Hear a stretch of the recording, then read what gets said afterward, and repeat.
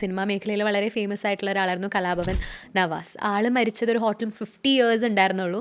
ഒരു ഹോട്ടൽ മുറിയിൽ മരിച്ച നിലയിൽ കണ്ടെത്തി എന്നാണ് പറഞ്ഞത്. അപ്പോൾ ഈ സഡൻ കാർഡിയാക് ഡെത്ത് അല്ലെങ്കിൽ സഡൻ കാർഡിയാക് അറസ്റ്റ് എന്ന് പറയുന്നത് വളരെ കോമൺ ആയിട്ട് ഇപ്പോൾ വരുന്നുണ്ട്. അപ്പോൾ ഇത് നമുക്ക് വരാൻ പോവാന്ന് എങ്ങനെയാ സർ മനസ്സിലാവുക? അല്ലെങ്കിൽ വരുന്നതിന് മുമ്പ് എന്തെങ്കിലും സിംറ്റംസ് ഉണ്ടാവോ, ലക്ഷണങ്ങൾ ഉണ്ടാവോ?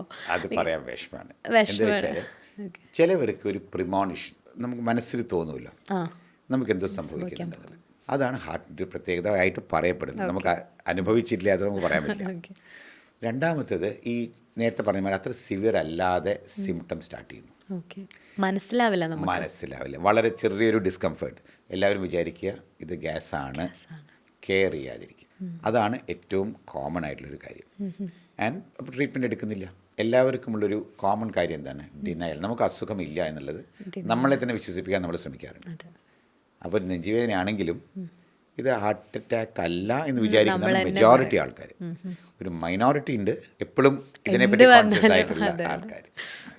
ഓക്കെ സാർ, അപ്പോൾ നമുക്ക് ഇങ്ങനത്തെ എന്തെങ്കിലും വരുന്നതിന് പ്രിവെൻറ്റ് ചെയ്യാൻ എന്തെങ്കിലും മെഷേഴ്സ് ഉണ്ടോ? ഒന്ന്, വളരെ healthy life style. Mental stress ഭയങ്കര കോമൺ ആണ്. ഡിപ്രഷൻ വളരെ വളരെ കോമൺ ആണ്. It's a common cause of വളരെ കോമൺ ആണ്. ബിക്കോസ് ഇതെല്ലാം ഹാർട്ട് ഡിസീസിനോട്, ബിക്കോസ് ഹാർട്ടിൻ്റെ സ്ട്രെസ്സ് കൂടുകയാണ്. ഓക്കെ, ഫാമിലി സപ്പോർട്ടില്ല. അപ്പോൾ ആ സ്ട്രെസ്സൊക്കെ ഹാർട്ടിനെ ഒരുപാട് എഫക്റ്റ് ചെയ്യും. അത് നമ്മൾ അറിയുന്നില്ല.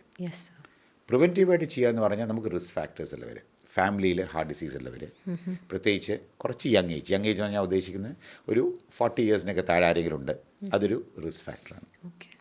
സ്മോക്കിംഗ് ഉള്ളവർ, ഡയബറ്റീസ്, കൊളസ്ട്രോൾ കൂടുതലുള്ളവർ, വണ്ണം കൂടുതലുള്ളവർ, BP പ്രഷർ കൂടുതലുള്ളവർ, ഇവരൊക്കെ ഒരു പീരിയോഡിക് ആയിട്ടുള്ള ചെക്കപ്പ് നടത്തിയാൽ നല്ലതാണ്. അതിൻ്റെ അർത്ഥം നമുക്കിപ്പോൾ എല്ലാവർക്കും നമുക്കൊരു ആൻജിയോഗ്രാം ചെയ്തിട്ട് ബ്ലോക്ക് കണ്ടുപിടിക്കാൻ പറ്റില്ല.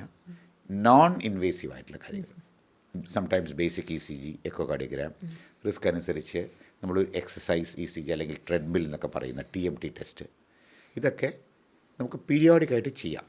അപ്പോൾ ഇതൊന്നും നമുക്കൊരു 100% ആയിട്ട് നമുക്ക് പ്രോബ്ലം വരില്ല എന്ന് പറയാൻ പറ്റില്ല.